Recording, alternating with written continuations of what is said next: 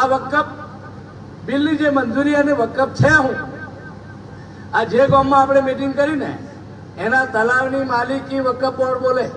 બોલો કઈ જા સરપંચ. 4 દિવસ કોઈ મુસલમાનો ભેગા થાય અને કોઈ જગ્યાએ જો નમાઝ પડી જાય તો બોલે આ તો અમારી નમાઝ થયેલી વકફ બોર્ડ. અલા આ હિન્દુસ્તાનમાં 750 550 રજવાડા હતા.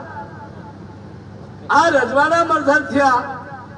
આજે પણ પૂરા દેશમાં જેટલા રાજા મહારાજાનું જન્મસ્થળ છે બધી જમીનો એમના નામે આજે 80 વર્ષ પહેલા રેકોર્ડમાં જોઈ લો.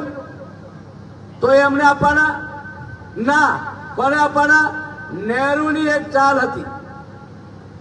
નહેરુ એ વખતે એના